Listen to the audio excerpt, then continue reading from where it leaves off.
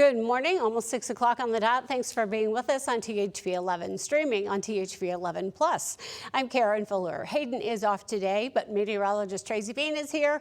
And now we have Ashley King joining us to watch the roads for you if you have to head into work or school today, even school. Yeah. Yeah, we have to wrap that word back into it. It took me forever to stop saying it. Yeah, and I think none start today, right?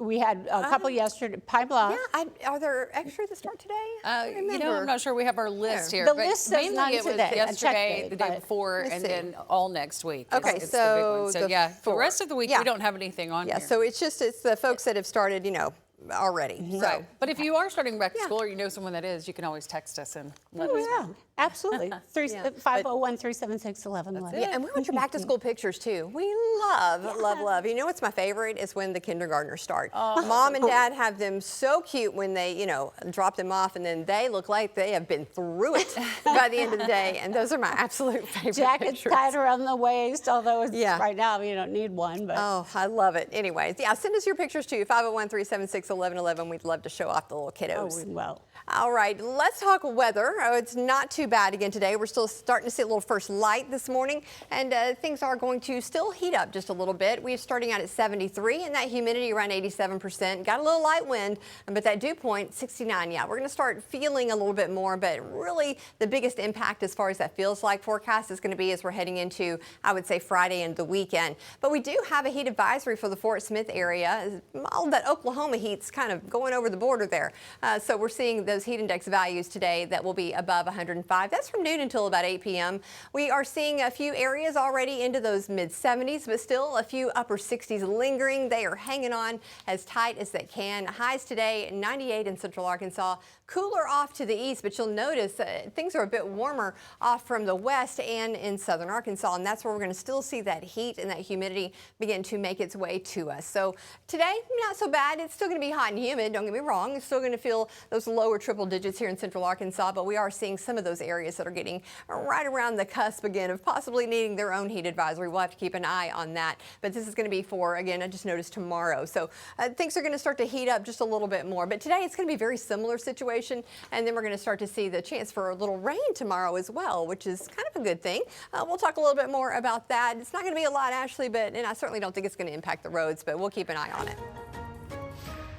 Yeah, the roads are looking really good right now. Getting a shot here at Interstate 430, the Arkansas River Bridge. You can see the reflection of some of the color from the sky there on the water. And just one of my favorite shots here over the Arkansas River. And you can see there's quite a few cars that are coming in southbound here on 430 already. It's so early, it's 6:02, but we'll keep an eye on the traffic, and we do that with our live traffic map. You can see things are still looking really good. We're still in the green all around central Arkansas. And we'll check that again coming up here in just a few minutes. Developing this morning, a man now faces federal charges after investigators say he showed up at President Trump's Southern California Golf Club with a loaded gun and ammunition days before the president's visit. Authorities say 38-year-old Janine John Tell was acting suspiciously on the property while taking photos and videos of security preparations on Sunday.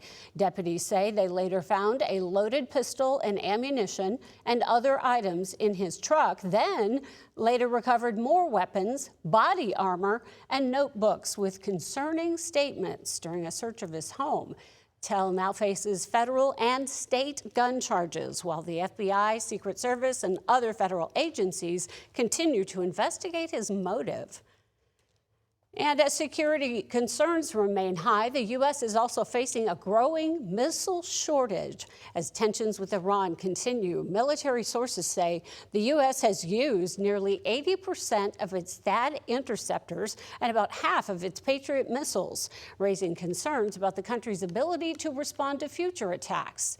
Defense officials have expanded production, but analysts say it could take years to rebuild stockpiles.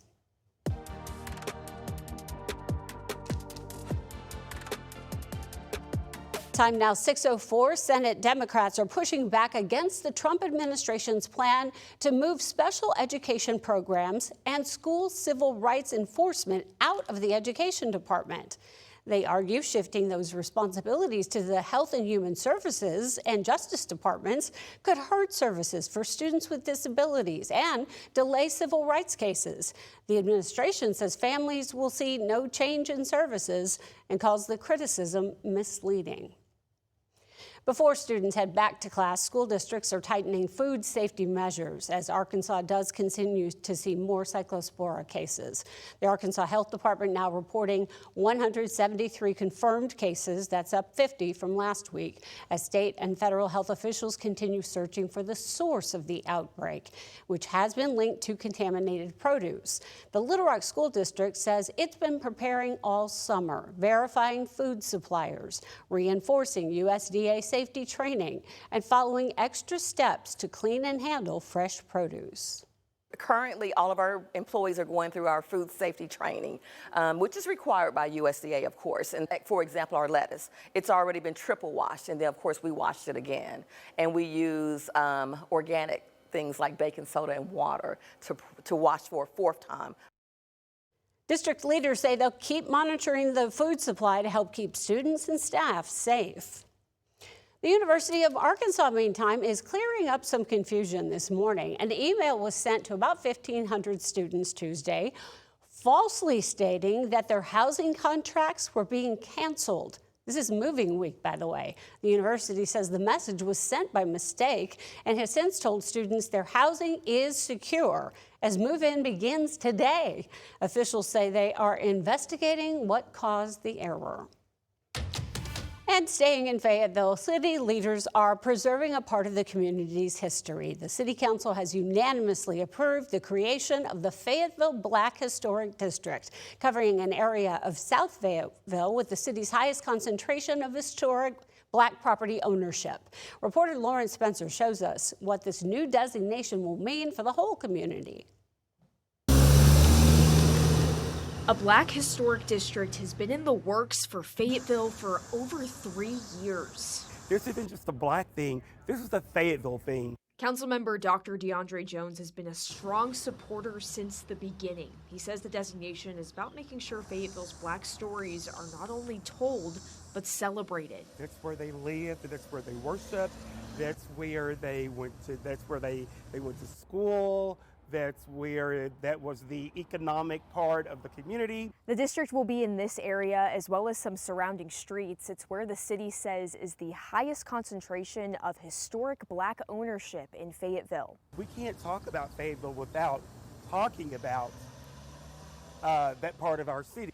With the recognition, supporters hope the district will help build pride while also creating new opportunities for local businesses. It's the city's first local historic district recognizing the history and contributions of Fayetteville's Black community. Not just our African American community members, but the non-African Americans living in South Fayetteville signed the petition, have been very, very involved in the process since day one. And I believe that that is something that Fayetteville should be very proud of. Jones says this will make sure those stories are celebrated and not forgotten for decades to come. It's going to prove that Fayetteville is progressive and that Fayetteville is a place for everyone. Lauren Spencer reporting. The new designation could also mean some construction and demolition projects in the area will need approval from the Historic District Commission. The council is continuing discussions on whether to create a separate South Fayetteville Historic District.